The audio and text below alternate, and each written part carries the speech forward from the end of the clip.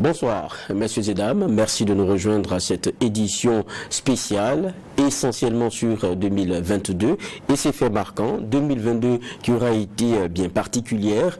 3 présidents la même année, Roch Kaboré pour 24 jours, Paul Damiba pour 8 mois et Ibrahim Traoré depuis maintenant 3 mois. Une année fort tumultueuse pour les Burkinabés. Mais que retenir? C'est bien la question, parce que les amères leçons du passé doivent être réapprises sans cesse. Il faut accepter le regard donc rétrospectif pour ne pas être des témoins oublieux de notre propre histoire. Nous nous penchons donc sur 2022 le long de cette édition spéciale à la fois récapitulative et rétrospective. Sécurité, politique, économie, tout y passe. Plusieurs plateaux, des invités et des reportages. La première des rubriques, c'est la question sécurité.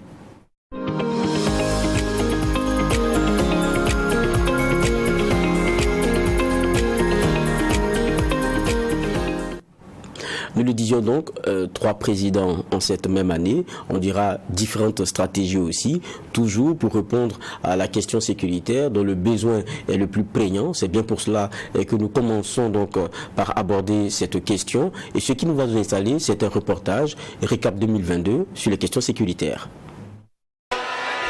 Une année de coup d'État et une année meurtrière. Voilà en résumé ce qu'aura été 2022 pour le Burkinabé.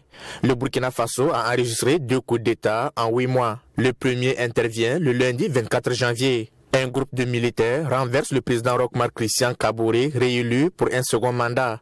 La principale raison avancée, l'incapacité du pouvoir Kaboré à faire face à la crise sécuritaire. Le pouvoir est désormais entre les mains des militaires qui créent le MPSR, le mouvement patriotique pour la sauvegarde et la restauration, avec à sa tête le lieutenant-colonel Paul-Henri Sandaogo Damiba. Un délai de 5 mois est donné au Burkinabé pour le premier rendez-vous bilan des actions qui seront menées sur le terrain. Des réformes sont engagées à cet effet. Il s'agit entre autres de la mise en place du COTN, commandement des opérations du Théâtre national, de la création de la BVDP, brigade de veille patriotique, des changements opérés à la hiérarchie militaire, de la création des zones d'intérêt militaire. Mais ce coup d'État n'aura pas arrêté les attaques terroristes qui ont pris une tournure beaucoup plus violente. Très vite, l'espoir qui nourrissait les Burkinabés avec l'avènement des autorités militaires au pouvoir a commencé à s'amenuiser. En 100 jours de gouvernance du président Damiba, entre le 25 janvier et le 8 avril, le Burkina Faso a enregistré 610 attaques, dont 567 personnes tuées, selon les données de l'Institut d'études de sécurité rapportées par le journal L'Économiste du Faso.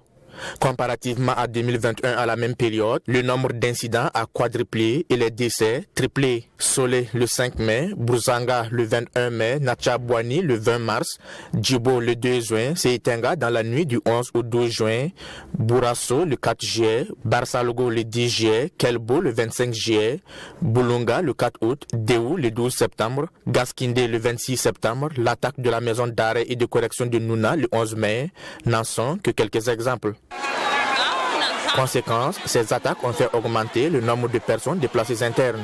Selon le Conseil national de secours d'urgence et de réhabilitation CONASUR, les personnes déplacées internes sont passées de 1 741 655 en fin janvier à 1 814 283 en fin février, soit une augmentation de 4,17%. À peine rentré de New York où il a tenu un discours à la tribune de l'ONU, le président Damiba fera face à une énième attaque le 26 septembre à Gaskindé, celle contre le convoi de ravitaillement à destination de Djibo. Une attaque tout comme celle d'Inata qui a indigné plus d'un. Le deuxième coup d'État de l'année intervient le vendredi 30 septembre. Le président Damiba est renversé par d'autres éléments du MPSR, avec à leur tête le capitaine Ibrahim Traoré. C'est le 9e coup d'État qu'enregistre le pays dans son histoire. De grandes décisions sont également prises par le nouveau président du MPSR2. Il s'agit notamment de la création de 2 bases aériennes pour les villes de Faran Gourma, chef-lieu de la région de l'Est, et de Kaya, chef-lieu de la région du Centre-Nord. Une opération d'enrôlement des volontaires pour la défense de la patrie VDP est également lancée. Sur 50 000 VDP attendus, 90 000 dossiers de candidature ont été enregistrés à l'issue de l'opération en attendant l'examen des différents dossiers. Le 17 décembre, la loi portant institution des VDP est adoptée par l'Assemblée législative de transition. Le projet de loi adopté intègre des innovations dans la loi du 21 janvier 2020. Il s'agit de la possibilité de recruter des VDP nationaux pouvant agir sur l'étendue du territoire national. Aussi, l'organisation et les modalités d'exercice de leur mission seront désormais fixées par voie réglementaire. Pour la prise en charge des besoins de ces volontaires pour la défense de la patrie en termes de primes, de carburant, d'habillement et d'équipement en armes, le gouvernement annonce la création d'un fonds de soutien à la guerre. Plusieurs mesures ont été annoncées par le gouvernement pour alimenter ce fonds, parmi lesquelles le prélèvement de 1% sur le salaire net des travailleurs. Une idée à laquelle s'oppose l'UAS, l'unité d'action syndicale, qui estime que les travailleurs fournissent déjà d'énormes efforts dans la lutte contre le terrorisme. Dans cette guerre, d'importants résultats ont été engrangés par les forces de défense et de sécurité à travers des opérations d'envergure telles que Tanlu 3, qui signifie en langue goulmanchema alliance, cohésion. Menée du 2 au 23 avril par les armées nationales du Burkina Faso et du Niger, elle a permis de neutraliser une centaine de terroristes et de ravitailler certaines localités du Burkina et du Niger en vivres. Il y a eu également du 16 au 23 janvier 2022 l'opération Lambingol, qui veut dire nettoyer en Fulfulde, qui a permis de tuer 123 terroristes, dont le chef terroriste de la zone de Kelbo, Umdili Di Adraman, impliqué dans plusieurs attaques terroristes au centre-nord. La récente est dénommée Féléo, reprendre son bien en langue Boamou, lancée le 1er décembre dans la province des Banwa. Cette opération a permis de détruire plusieurs bases terroristes dans les localités de Dio, Dissankui, Montiokui, Bourasso et Sanekui. Elle a permis d'améliorer sensiblement la sécurité dans la province et de conquérir Solenzo. Des actions que les Burkinabés aimeraient voir se poursuivre afin de venir à bout de l'hydre terroriste. Un point signé Maxime Jean-Eudes Bambara qui nous installe dans la première partie de cette émission spéciale Rétro 2022. Je l'ai dit, reportage et invité tout au long de ces heures que nous passerons ensemble. Le premier plateau, je m'en vais vous présenter sa composition. Nous avons Ali Nana qui est le coordinateur du mouvement de la résistance populaire. Bonsoir, merci d'être avec nous. Bonsoir TriTV, bonsoir Monsieur Vaha. C'est un plaisir de vous recevoir. Nous sommes aussi avec notre aîné Ismaël Diallo, papa je vais dire, ancien député, ancien fonctionnaire international. Bonsoir. Bonsoir. Merci d'être avec nous. Et il y a aussi Almissi Ouedraogo, commissaire de police à la retraite, qui est avec nous. Bonsoir. Bonsoir, Monsieur Vaha. Merci. On a vu ce point qui nous a été fait tout à l'heure par notre reporter Maxime Jean-Eudes Bambara, révisité très rapidement en 2022. Je l'ai dit, 3 présidents. Il y en a un qui tombe fin janvier, on va dire, Roch Marc Christian Kaboré. Et les civils, les militaires plutôt, qui reviennent au pouvoir. La parenthèse civile, elle est vite refermée. Qu'est-ce qui a manqué, malgré la volonté, aux civils Roch Kaboré, de réinverser la tendance? Je vais commencer par Ismaël Diallo. Merci. Une petite parenthèse, si vous permettez. Allez-y. Je suis ici peut-être comme ancien commissaire de police et chef d'antenne RGST. RG pour renseignements généraux, ST pour surveillance du territoire. D'accord. C'est de l'antiquité, ça, et dans un autre pays. Bon. Ceci dit, nous avons, je crois, un problème fondamental.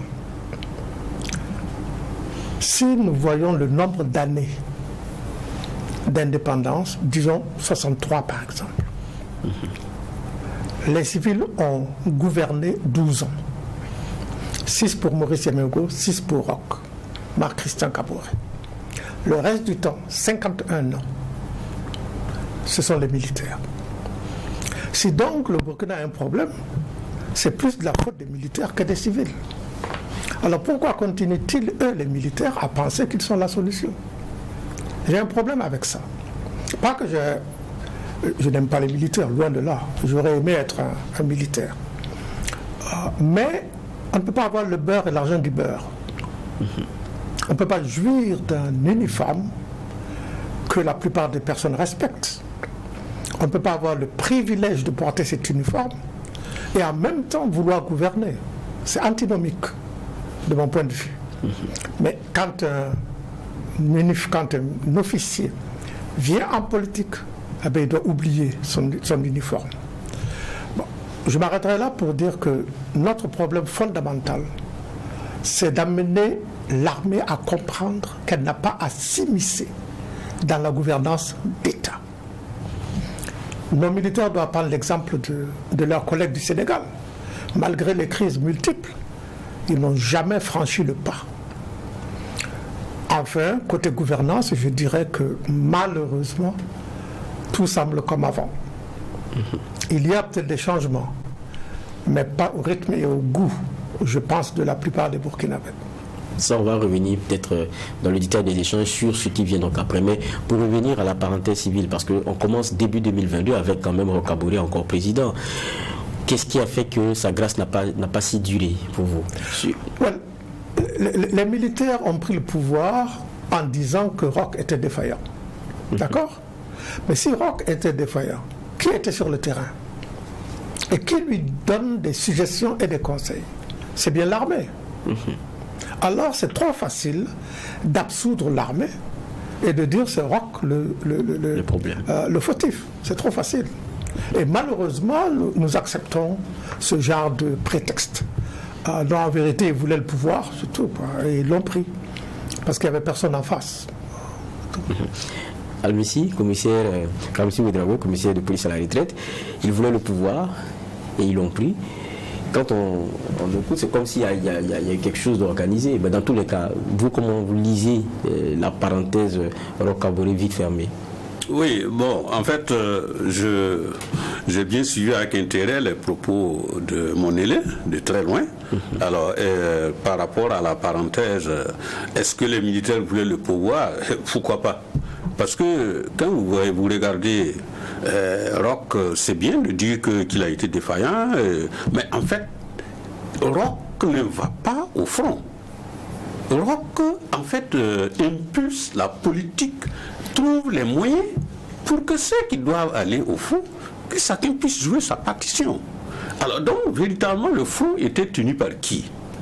C'est par les FDS et l'armée en tête. Alors donc, si on prétexte que l'aggravation de la crise sécuritaire de notre pays, c'est Roch le chapeau et qu'il faut le dégommer, bon, c'est une solution facile, vite trouvée, mais est-ce que réellement ça répond à la réalité du terrain? Moi, bien que je sois membre de FDS, à la retraite bien sûr, mais je me reconnais toujours dans la mouvance. Je ne partage pas effectivement les idées ou les velléités du coup d'État, parce que un coup d'État entraîne toujours le pays vers le bas. Ça, on n'a pas besoin de décréter de tout. Non, c'est véritablement un recul. C'est un recul. Tout coup d'État qui intervient dans un pays consacre donc un recul. Alors donc, parlant de parenthèse, je dis que si Damiba avait fait mieux, on aurait applaudi. Mais Damiba, on constate malheureusement que c'est pire. On va revenir donc la stratégie, si la stratégie de Roch n'a pas été payante, Damiba aussi est passé totalement à côté de la plaque. Et sur son cas, on va revenir aussi. C'est le premier tour de table, hein, Ali Nana. Vous êtes de ceux qui avaient appelé à la mise en place des VDP. Vous étiez, même sous Roch Kaboré, on va dire de temps en temps sur le terrain avec ces militaires-là. C'est quelque chose que vous avez senti? C'est les militaires qui ont été intéressés par le pouvoir, ou bien il y a un leadership qu'ils attendaient mais qui ne venait pas et donc à un moment donné ils se sont assumés? Moi je vois, contrairement à mes prédécesseurs, moi je vois le problème autrement. Ok. J'ai dit que le Burkina Faso souffre depuis 1987 de manque de patriotisme. Il nous a manqué des patriotes à la tête de nos États. Et ça, moi, je ne vais pas disculper ni Roch, ni Damiba, ni tous ceux qui sont venus, encore moins Damiba. Et même IB, qu'on est en train d'attendre des résultats. Pour moi, la question n'est pas militaire ou civile. La question se pose en termes de patriotisme. Si vous voyez comment Sankara, pendant ces 4 ans, a conduit ce pays, on ne peut pas dire que c'est la tenue militaire qui pose problème. Les gens sont en train de disculper Roch. Si vous prenez l'évolution des deux pouvoirs, Roch Marc Christian Kaboré, Damiba, vous constaterez que c'est des présidents, contrairement aux autres, à leur arrivée, qui ont eu le maximum d'adhésion, le maximum de soutien. Ils avaient les cartes en main pour réussir. Quand Roch venait au pouvoir, on sortait d'une insurrection et il y a une transition qui est venue, qui a été plus ou moins contestée ou qui a fini en queue de poisson. Et quand Roch venait, il y avait tout un espoir d'un peuple. Malheureusement, vous avez vu, les premiers mandats, vers la fin, il y avait des problèmes. Vous voyez, en termes de malgouvernance, en termes de scandale, partout, à tous les niveaux, le comportement des ministres de Roch Marc Christian Kaboré, jusqu'à les attaques sont venues. Et tenez-vous bien, c'est sous Roch Marc Christian Kaboré que nous avons fait 5 ans sans combattre le terrorisme. Ça, il faut avoir le courage de le dire et l'histoire doit le retenir. Nous n'avons pas combattu le terrorisme. Nous avons passé tout le temps à s'accuser. Nous avons passé tout le temps à voler, à créer des scandales partout, dans tous les secteurs de la vie. Et ce qui devrait arriver, arrive. Et quand les gens disent que Roch n'était pas au front, je m'inscris en faux. Parce que Roch était le chef suprême des armées.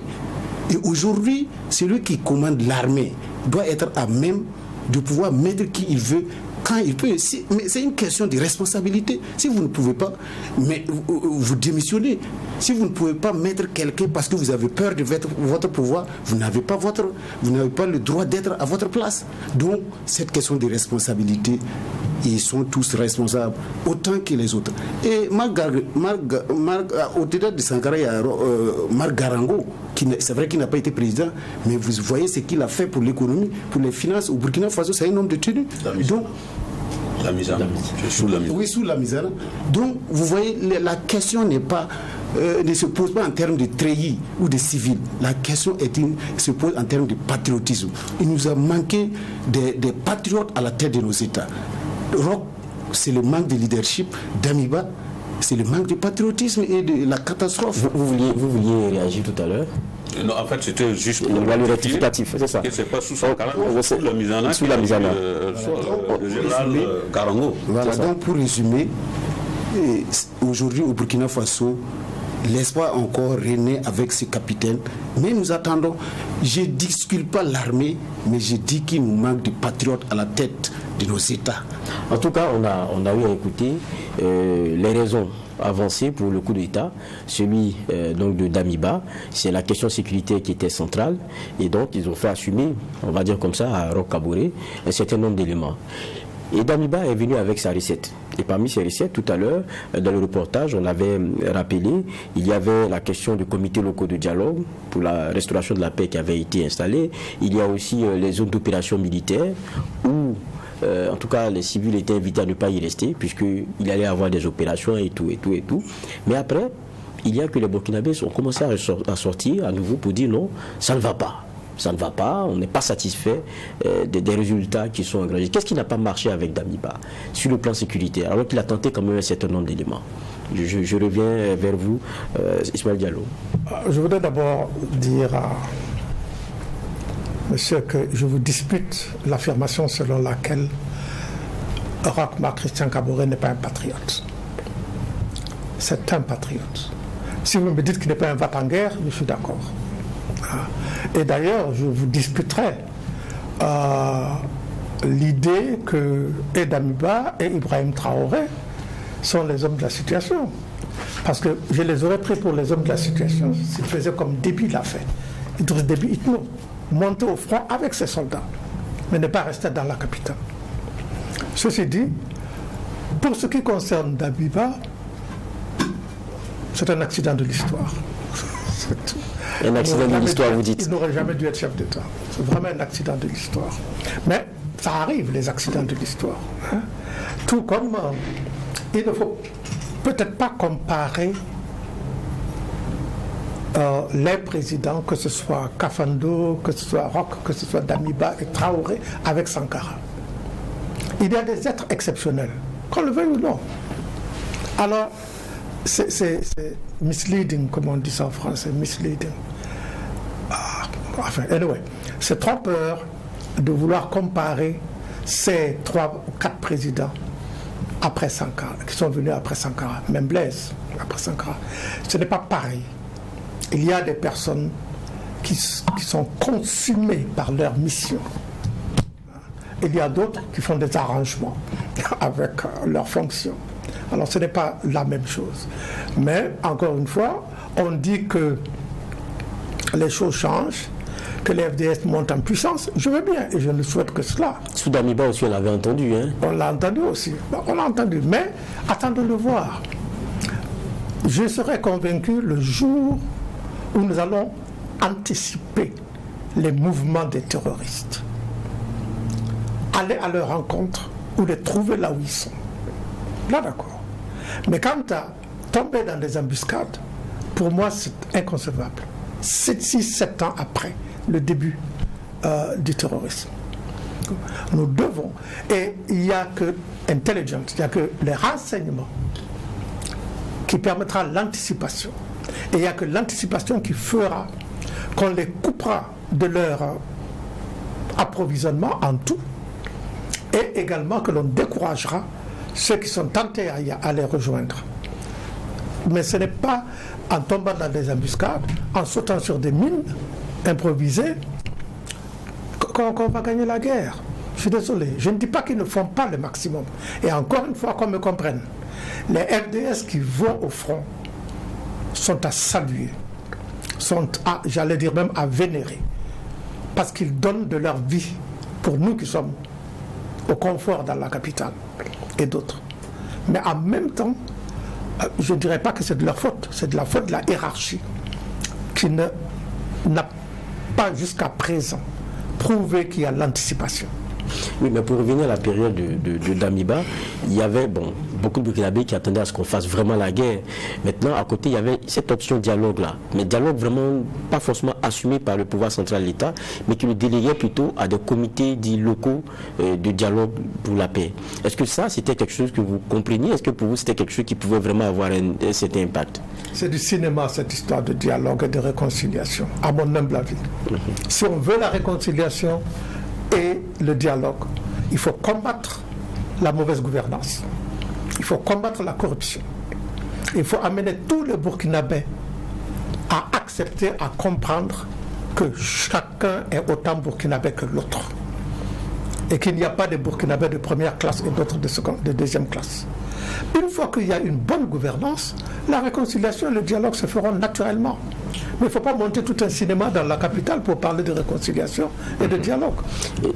La question de comités locaux, c'était plutôt le dialogue directement avec les terroristes, pour négocier un peu un genre de paix pendant un temps, mais ils disaient que ça n'engageait pas forcément l'État. Et puis il y avait les zones qui étaient plus dures, où il fallait intervenir, les zones dites d'intérêt militaire. Je me retourne donc vers Almissi Ouedraogo. Pour vous, avec Damiba, sur le plan sécuritaire et des offres, des changements qu'il a tenté lui aussi, qu'est-ce qui a fait que, malgré cela, ça n'a vraiment pas marché, puisqu'on a eu l'impression d'être dans des résultats toujours mitigés? Oui, en fait, sous Damiba, il faut relever qu'il y avait véritablement une panne de stratégie adaptée à la situation du moment. Voilà, au lieu de s'attaquer le problème de façon frontale et avec tout l'engagement qu'il faut, on a essayé d'habiller avec ce que le doyen vient de dire, le folklore qui a consisté à vouloir allier réconciliation et je ne sais quoi. Alors, vous ne pouvez pas faire la guerre. Nous sommes en situation de guerre et pour pouvoir inverser les tendances, il faut d'abord avoir le dessus. Si vous n'avez pas de dessus et vous voulez amorcer un dialogue, vous d'abord dialoguer avec qui? Est-ce qu'ils sont identifiés, ces hommes armés qui nous tombent dessus? Je veux bien savoir. Alors donc, il y a eu véritablement une panne de stratégie, c'est-à-dire les stratégies imaginées et adoptées sous Damiba n'étaient pas à même de prospérer sur le terrain. Et la conséquence, c'est la multiplication des attaques. Les localités qui n'avaient même pas été soumises aux attaques terroristes l'ont été. avec leur lot de morts, de blessés et de déplacés internes. Alors donc chaque jour que Dieu fait, on assistait pratiquement au grossissement des rangs des personnes déplacées internes, le lot des blessés, le lot des morts. Alors donc c'est bien vrai qu'on peut aller à la réconciliation, on peut parler de réconciliation, mais chaque chose a son temps, comme on aime le dire souvent, chaque chose a son temps. Faisons d'abord la guerre, faisons en sorte que sur le front de la lutte, nous puissions arracher des victoires retentissantes qui nous positionnent en avant-garde et que le camp d'en face ait besoin de courir vers la négociation. C'est en ce moment, parce que quand on veut négocier, il faut pouvoir taper du poing sur la table et que votre vis-à-vis puisse vous suivre. Ah oui, parce que quand on va à un dialogue, il faut quand même avoir vos cartes. Voilà. Et si vous n'avez pas de carte, vous serez soumis à l'autre. Et ce n'est pas intéressant. Voilà. Donc, c'est mon point de vue par rapport à cette question. Donc, il y a eu véritablement une panne de stratégie. Tout ce qui a été pensé sous Damiba en termes de stratégie, ça n'a pas été prospéré. Ali Nana, on sait, les VDP sous Roch Kaboré, c'était beaucoup de plaintes à un moment donné. Et sous Damiba, ça a continué ou bien on avait trouvé des débuts de solutionnement ou bien... Effectivement, j'aimerais rassurer le doyen Ismaël que nous sommes à son école. Nous sommes à son école, mais néanmoins, il y a une vérité aussi qu'il faut reconnaître dans ce pays. L'histoire se construit aussi sur la base de la vérité objective. Je n'ai pas dit expressement que Roch n'a pas été patriote. Le patriotisme s'exprime en termes de responsabilité. Si vous prenez les choses sous Roch, très rapide pour revenir à la question parce qu'on va évoluer dans le débat. Vous reprenez les différents numéros du courrier confidentiel, vous m'excusez, sous Roch, je n'ose pas croire qu'un patriote qui aime son pays peut laisser effectivement les ressources de ce pays-là s'effriter comme si ces richesses-là n'avaient pas de valeur. Non, ça continue.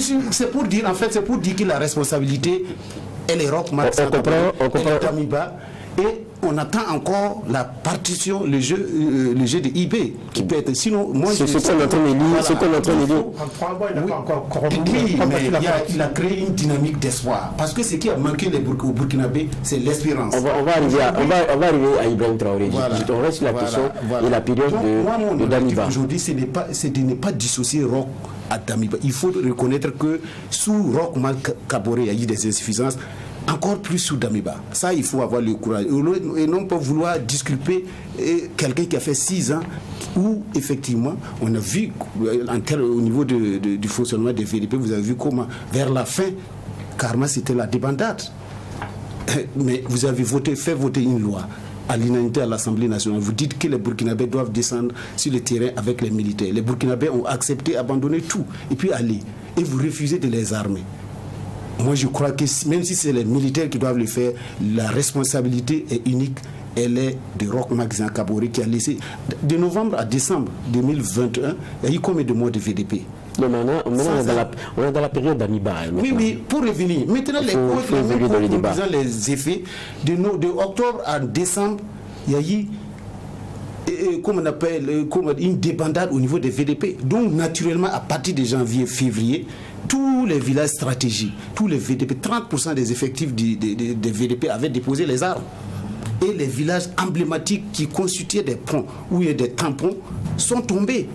Donc les conséquences vont aller d'une année. Maintenant, pour la question de Damiba, vous pouvez réellement, je dis que pour Damiba, je le rejoins, c'est une catastrophe, c'est un manque de stratégie, mais avec Damiba, ce qu'on a pu remarquer de positif au niveau des VDP, c'est que vers novembre, octobre, novembre, décembre, ceux qui avaient déposé, les VDP qui avaient déposé les armes ou qui ont fui les zones de guerre parce qu'ils sentaient que dans la guerre, il n'y avait pas de vérité, on a tenté sous Damiba de remobiliser effectivement ces VDP-là.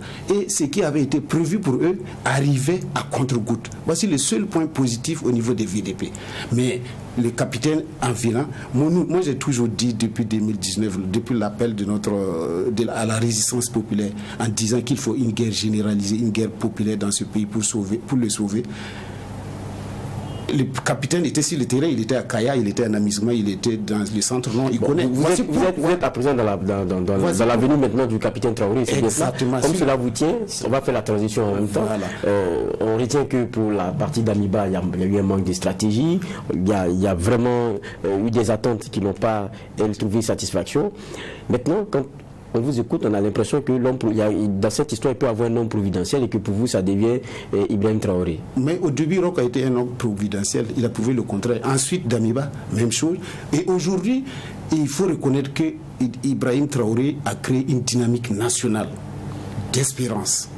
Aujourd'hui, vous prenez les Burkinabés à 80%, croient en ce que ce capitaine est en train de faire. Nous ne disons pas que c'est sur la base de ce qu'il est en train de faire que nous allons reconquérir notre territoire. Mais déjà, l'espoir commence à naître. Et dans toute société, je crois que ce qui fait vivre, c'est l'espoir. Donc aujourd'hui, avec le recrutement des 50 000 VDP et les échos que nous avons sur le terrain, je peux dire que cette fois-ci, nous avons le bon bout. Si toutefois, pour peu seulement, que l'armée s'entende. Parce qu'il faut noter aussi que l'arrivée d'Ibrahim Traoré a divisé profondément cette armée-là, qui était de par le passé divisée. Mais son arrivée encore crée cette fracture qu'il faut ressouder. Le capitaine, il a le soutien populaire, mais il faut aussi qu'il ait le soutien de l'armée pour pouvoir faire le travail. Parce qu'aujourd'hui, les jalons sont posés, les échos sont positifs, même s'il n'y a pas de résultats palpables. Parce que moi, jusqu'à présent, depuis 3 mois, il n'y a pas de résultats. Mais il y a de l'espoir parce qu'au regard de l'organisation... Il n'y a pas de résultats, mais quand on écoute, selon une certaine opinion, on nous dit qu'il y a des drapeaux qui ont été installés ici, il y a ceci, il y a cela. C'est de la propagande. Non, il y a des résultats sporadiques. On ne peut pas prendre le cas de Solezo et autres pour dire que c'est des résultats. Pendant qu'il y a des résultats à Solezo, à Kongossi, dans le BAM ou dans les centres, je prends Kongossi, en un mois, il y a près de 18 villages qui ont déguerpi. En un mois. Donc, c'est des résultats sporadiques. Mais ce qui crée l'espoir, c'est que le capitaine tient le bon bout en ayant une stratégie, une vision dans cette guerre-là, avec le recrutement des VDP, avec la réorganisation de l'armée, avec le redéploiement des bases militaires et autres. Donc, c'est en ce sens-là, en tenant compte effectivement de ces éléments-là, que nous pouvons dire qu'il y a de l'espoir. Sinon pas qu'actuellement, après les 3 mois, on peut dire voici des résultats. C'est vrai qu'il y a des résultats, mais rien n'a bougé jusqu'à présent en termes de résultats. M. Ouedraogo, on a écouté l'avis de Nana là-dessus. Il dit on est sur une bonne, on va dire comme ça, une bonne tendance, mais je pense que son bilan à lui, c'est d'abord celui de l'espoir retrouvé. Est-ce que ça suffira? Parce qu'on est on va dire 2022, c'est fini. Hein. Il faut se projeter aussi. Il a tenté, comme Damiba aussi a tenté un certain nombre d'éléments, il a fait aussi, comme on appelle, des changements au niveau de la hiérarchie. Il a tenté avec les zones d'intérêt militaire, il a tenté des éléments. Aujourd'hui, on a vu avec Ibrahim Traoré, par exemple, la création des fins d'innovation avec les 6 bataillons d'intervention rapide. On a vu aussi un décret concernant 2 bases aériennes, tout ça. Est-ce que, pour vous, on est vraiment vers une inversion de tendance? Merci. Ce sont des signaux forts, à mon avis. C'est des pas positifs qu'il faut savoir saluer. C'est aussi un engagement qu'on peut constater par rapport aux acteurs du moment et qui impulse la lutte contre le terrorisme. Alors, il parlait tantôt de résultats. C'est vrai que ça et là, on a senti quand même quelques barouds d'honneur qui nous ont permis de récupérer ça et là quelques localités, mais à mon avis, ce n'est pas suffisant.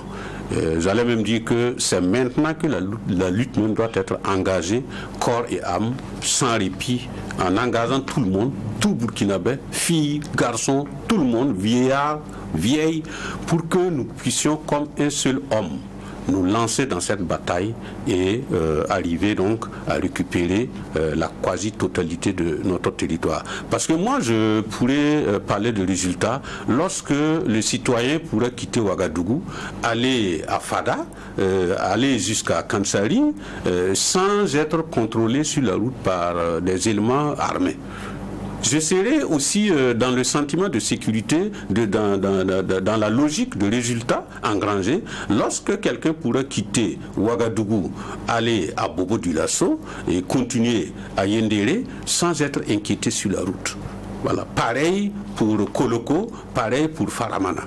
Alors, tant que nous aurons toujours des poches de résistance, à savoir, soit dit en passant, le poste de police de Dori a été attaqué, je crois, hier. Alors, donc, si un poste de police sur la route de Dori, pas très loin de Dori, est attaqué, bon, véritablement, on peut s'en inquiéter. Voilà, parce que ça se passe sur la route nationale numéro 3, et la route nationale numéro 3 relie Ouagadougou à Dori, et plus loin, à la frontière, à Intangom. Alors, donc, je sais que quelque chose est en train d'être fait. Je sais que la volonté, elle est affichée. Ce n'est pas dans la tergiversation dans laquelle on était sous Damiba. C'était pas aussi les blocages ou certaines mauvaises volontés qu'on a pu noter sous Roch. Parce que ça soit sous Roch ou sous Damiba, l'engagement n'était pas de taille. Les gens parlaient plus de combat, parlaient plus d'engagement, parlaient plus de fibres patriotiques, et pour mieux traduire le contraire dans les actes. Et ça, plus d'un Burkinabé le sait.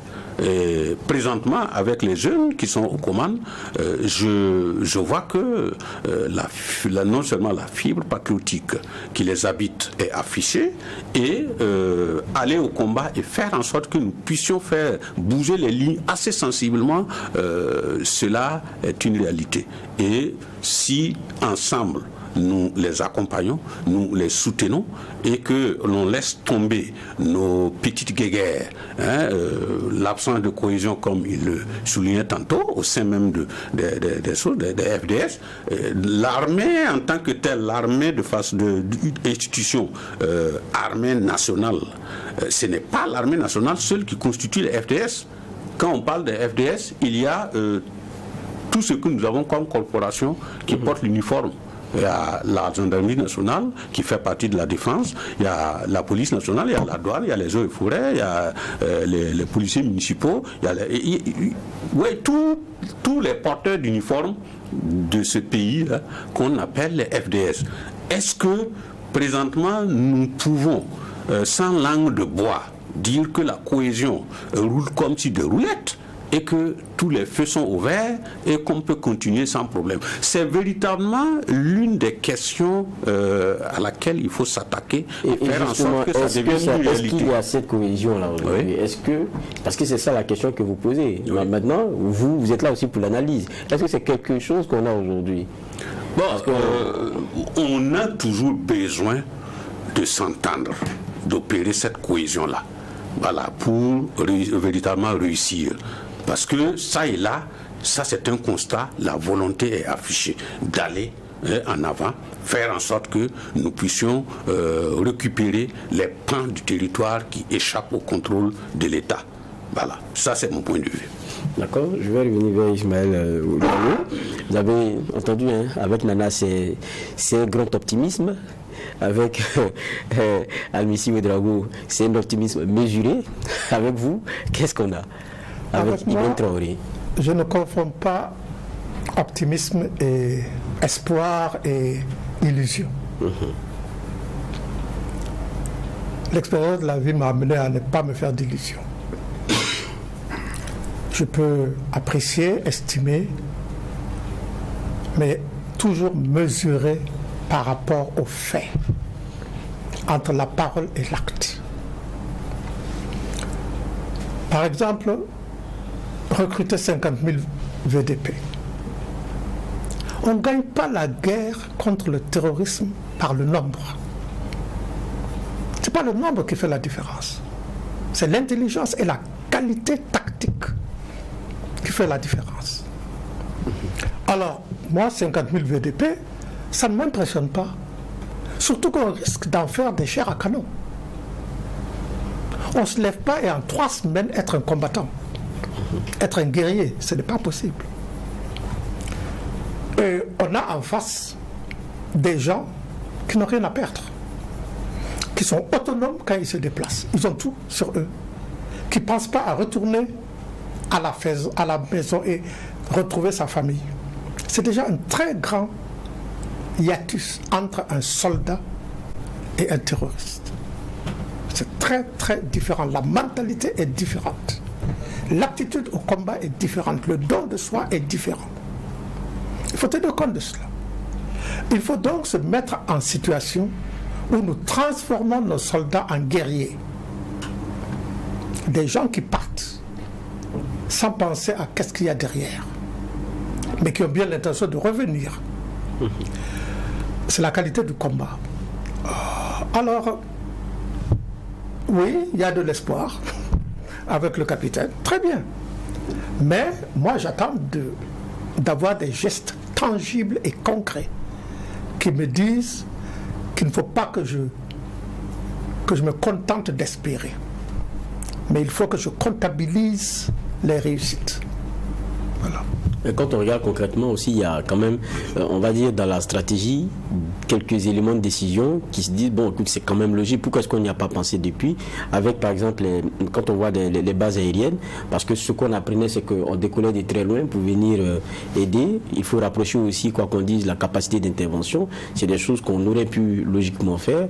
En fait, il y a des petits éléments, je pense, qui sont d'appréciation. Ça démontre la différence de pensée et d'école. C'est cela. Entre un soldat et un terroriste. C'est tout à fait 2 mondes différents. Et ce ne sont pas eux, les terroristes, qui vont penser comme nous ou agir comme nous. C'est à nous de nous mettre à faire comme eux. Donc c'est très très différent. Je vais peut-être aller aussi à un autre point parce que ça tient au cœur de beaucoup de Burkinabés aujourd'hui. C'est qu'on fait la guerre, mais dans cette affaire on ne peut pas être seul. On est concerné déjà au même titre que certains pays voisins. Ça c'est un fait. Et puis ces pays voisins, pour certains ont fait des choix de coopération, notamment avec des pays. Il y a la question russe qui est devenue centrale. On ne peut plus en tout cas l'élaguer. Et petit à petit, quand vous lisez, pour certains, il y a un genre de rapprochement entre Moscou et Ouagadougou. C'est encore une vue de l'esprit, c'est un choix judicieux. Comment est-ce que vous lisez on va dire les derniers éléments qu'on a avec la visite du Premier ministre là-bas, avec on apprend la question de l'armement, même si on sait que la Russie a toujours été le fournisseur d'armes de beaucoup de pays. Comment vous lisez ce qui est en train de se passer dans notre positionnement? Je vais rester avec vous, M. Diallo. Comment je lis la coopération avec la Russie? Bon, les choix qu'on est en train de faire sous Ibrahim Traoré, c'était dire qu'on a un vrai rapprochement avec Moscou. Vous lisez cela aussi? Peut-être bien, mais de toute façon, que ce soit Moscou ou n'importe quel autre pays, moi je ne vois pas d'inconvénient. L'important, c'est de rester le maître du jeu, quel que soit le pays avec lequel on traite. D'accord. Il ne faut pas appeler un pays et être l'adjudant des troupes. Non. Il faudrait que, quel que soit le pays qui arrive, qu'il marche à partir de notre vouloir. Ce sont des techniciens, d'accord, mais ça s'arrête là. Ils ne doivent pas venir prendre la direction des opérations ou penser pour nous ce que nous devons faire. Alors, on en fait une histoire. En vérité, il y a deux catégories de personnes qui font une grande histoire des relations avec la Russie. Il y a d'abord nos jeunes ici au Burkina qui s'illusionnent que la Russie est la solution. S'ils pensent que la Russie va venir faire la guerre à notre place, ils se trompent lourdement. Lourdement. Et s'ils pensent que la Russie va venir avec de l'argent, avec des biens, là aussi ils se trompent. Elle va venir avec du matériel militaire et des techniciens et une assistance technique, peut-être. Ça s'arrête là. L'autre catégorie qui se fait des illusions, enfin qui ne pas qui se fait des illusions, mais qui en fait une montagne d'être avec la Russie, c'est la France. Et la France officielle. Mais elle, on sait pourquoi. Hein? Elle a son précaré, elle ne veut pas le perdre, c'est tout. Mais quand on regarde aussi, pour ceux qui font la lecture, ils se disent, bon, on n'a pas obtenu grand-chose avec la France, pourquoi ne pas essayer autre part? On n'a pas obtenu. La France n'a jamais joué un jeu franc avec nous, jamais. Elle met toujours deux fers au feu, toujours. Discuter avec vous et discuter avec votre ennemi, suivant les circonstances. Alors, nous avons tout à fait raison d'aller vers d'autres partenaires. Tout à fait. La France n'a qu'à penser ce qu'elle veut. D'accord, Messi? Oui, en fait, je partage la même vision que sur le doyen. C'est vrai qu'il faut diversifier notre partenariat avec les pays qui peuvent nous aider, avec du matériel surtout. Surtout. Et comme il est dit, il ne faut pas rêver de voir, c'est pas un pays quelconque, que ce soit la Russie ou ailleurs, envoyer des hommes pour venir combattre à notre place et puis libérer notre pays. Non, mais il y en a qui voient déjà même Wagner venir. Wagner, je ne vois pas les choses comme ces gens-là, parce que on ne peut pas demander à quelqu'un de venir vous combattre vos ennemis pour vous. Vous faites quoi? Et après avoir fini de combattre, comment vous allez le traiter? Oui, parce que quand même, vous lui devez tout, puisque c'est lui qui l'a combattu pour vous. C'est vous qui devez le faire, et vous avez été incapable de le faire, et lui, il est venu le faire, et ce n'est pas celui. Oui, donc je ne vois pas les choses sous cet angle-là.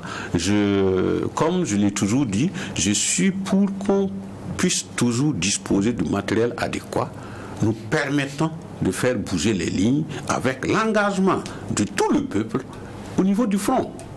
Mais pas compter sur des pays avec des hommes qui vont venir. Le matériel, oui, on n'en a pas. On n'en a pas, on n'en fabrique pas non plus. Alors donc, il nous faut ce matériel-là pour véritablement nous aider. C'est là-bas que je vois les choses. Et si l'option russe prospère et que nous pouvons effectivement avoir des armes dont nous avons besoin, eh bien, je ne peux que saluer cela. Mais il ne faut pas croire que la Russie va venir faire de l'aumône. Non. C'est pas possible. Aucun pays au monde ne va venir vous donner ce que vous voulez parce que bon, vous êtes charmant, vous êtes passé maître dans l'art des belles paroles. Ça n'existe pas. Voilà, ça n'existe pas. Alors donc il faut que nous, nos jeunes, nos peuples burkinabés sachent que nous avons besoin du matériel. Faisons en sorte pour avoir ce matériel-là. Certainement que ceux qui vont nous aider à avoir ce matériel vont aussi nous accompagner avec les techniciens. Voilà, c'est tout, hein, pour nous apprendre comment les utiliser. Voilà, c'est juste comme il a dit, l'assistance. Mais en dehors de ça, comptons sur nos propres forces. Si nous quittons ce terrain, c'est un leurre. Merci. D'accord.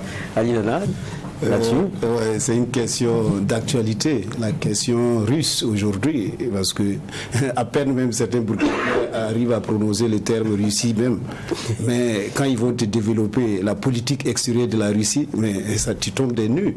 Ça prouve à tel point aujourd'hui les Burkinabés s'accrochent au sensationnel.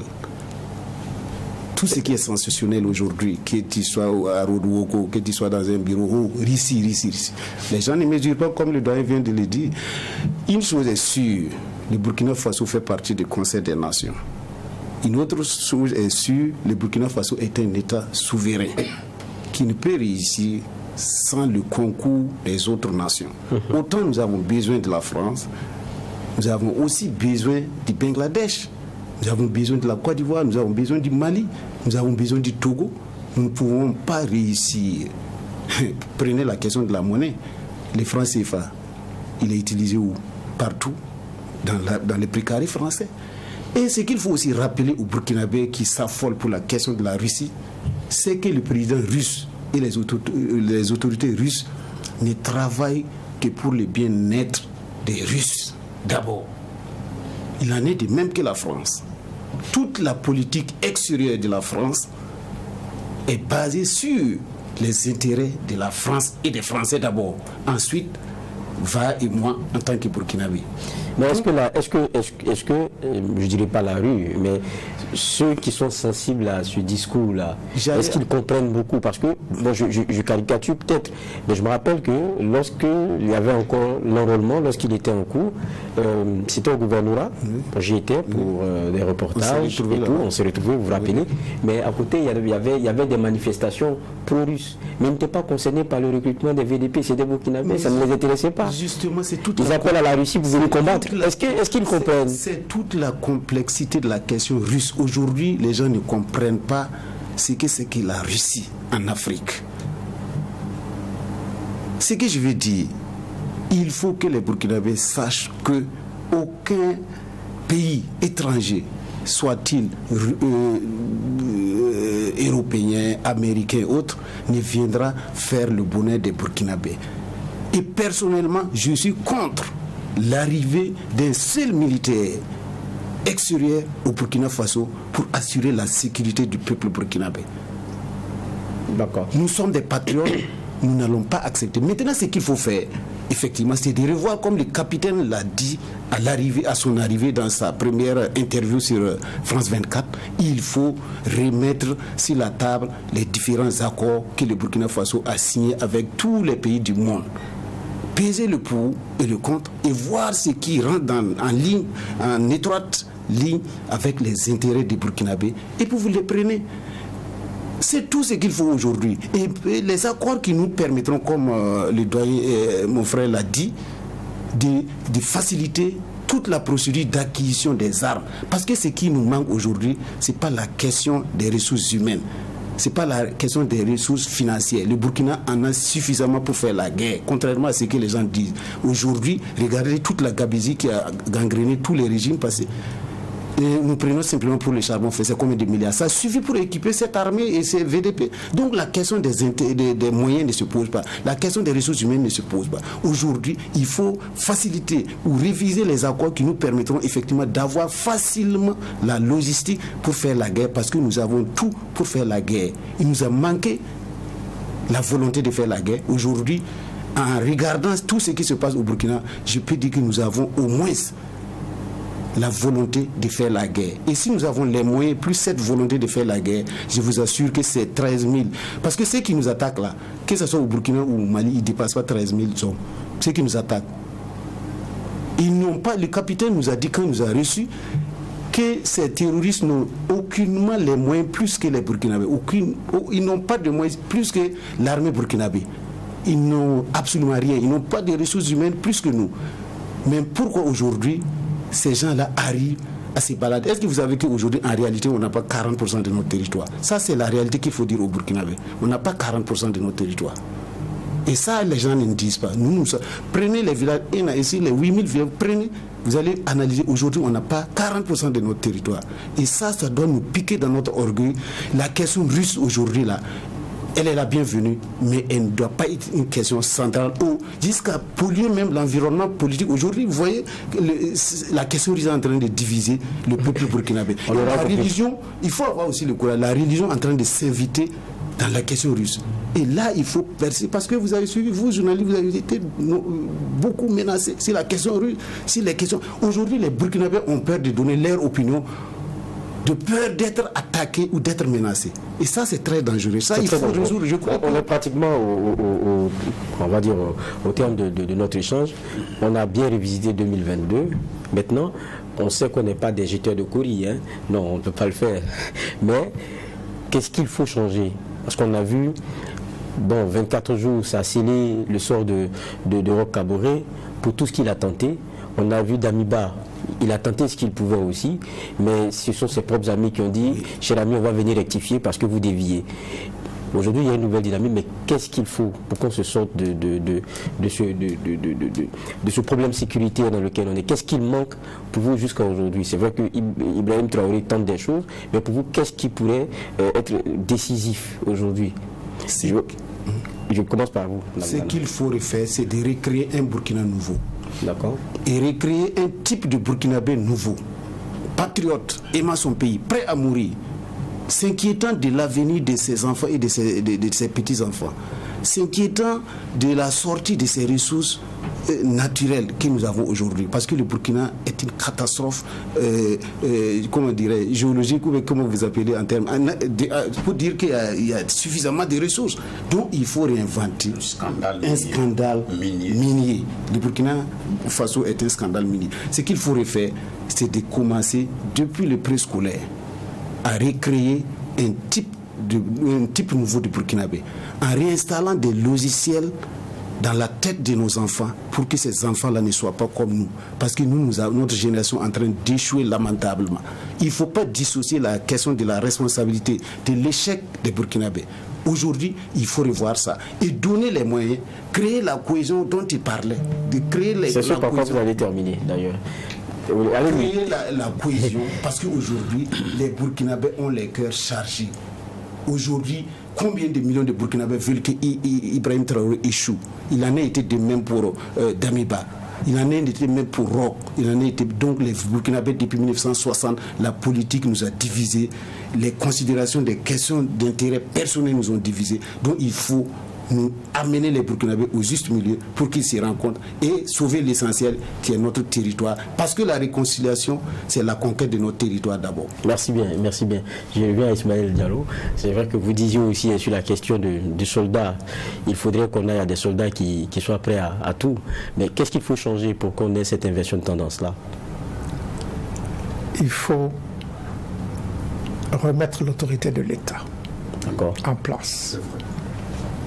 Il faut combattre résolument la corruption, résolument. Et ce régime actuel ne le fait pas, à mon humble avis. On arrête des seconds couteaux, le menu poisson, d'accord. Mais il y a de gros poissons qui sont là, et dans l'armée et dans le civil. Pourquoi est-ce qu'on ne fait pas le balai là? Et même dans la fonction publique. Au lieu de se mettre à recruter beaucoup de fonctionnaires, il faudra en diminuer au contraire. Il y a des endroits où sur 10 fonctionnaires, il y a peut-être 4 qui travaillent vraiment. Alors les 6 autres, il faut les envoyer ailleurs. C'est tout. Moi, je n'ai jamais eu un emploi où je pouvais ne pas aller au travail un jour parce que je n'ai pas envie. Ou bien mes affaires personnelles priment sur mon travail. Je n'ai jamais eu ça. Donc je ne peux pas comprendre qu'un pays comme le nôtre se permette d'avoir une flopée de fonctionnaires qui ne font rien. Et puis, nous sommes un pays qu'on dit pauvre en voie de développement, des expressions surannées. Et nous avons plus de jours de vacances que les pays les plus développés dans l'année. Parce que nous avons développé une mentalité que aller au travail, c'est comme une punition. Les seuls qui n'ont pas le choix et qui doivent travailler tous les jours, week-end y compris, ce sont les paysans, c'est l'informel. Mais les fonctionnaires qui sont payés par l'État, c'est plus que des privilégiés. D'accord. Alors, il faut combattre ça. Maintenant, contre le terrorisme, il faut se mettre dans la peau du terroriste. Comment fonctionne-t-il? Et pouvoir le contrer. Mais ce n'est pas amener une masse de VDP pour le contrer. D'accord. On termine avec Amici Ouedraogo, rapidement. Pour les perspectives sur le terrain de la lutte contre le terrorisme, ce que je vois, c'est vraiment un engagement fort en travaillant surtout sur les renseignements. Parce que si vous ne pouvez pas bouger en matière de renseignement, il faut dire que le terrain vous a totalement échappé. Tout à fait. Alors, donc, il faut que nous puissions nous engager à fond. Et que, comme il le dit, que la malgouvernance au sein même des forces de défense et de sécurité puisse être traitée. Voilà. Pour qu'on en finisse avec cette EPDM qui n'arrive pas. Bon, ça, c'est vraiment une question. Non, c'est pas du tout. Bon, comme on le dit, ce n'est pas sérieux. Alors, donc, il faut vraiment travailler dans la recherche, dans la collecte des renseignements. Faire en sorte que ce ne soit plus les terroristes qui tendent des embuscades, mais ce sont nos hommes qui tendent des embuscades aux terroristes et qui les neutralisent. Lorsque nous aurons atteint ce cap-là, eh bien, le territoire burkinabé, dans sa globalité, sera libéré. Merci. Merci en tout cas à vous, Amici Ouedraogo. Je rappelle que vous êtes commissaire de police à la retraite. Merci aussi à vous, Ali Nana, qui est le coordinateur du mouvement de la résistance populaire. Et merci aussi à vous, Ismaël Diallo, ancien député et ancien fonctionnaire international. Et Le retour 2022, ça continue. C'était la partie sécurité. À présent, nous passons à celle politique.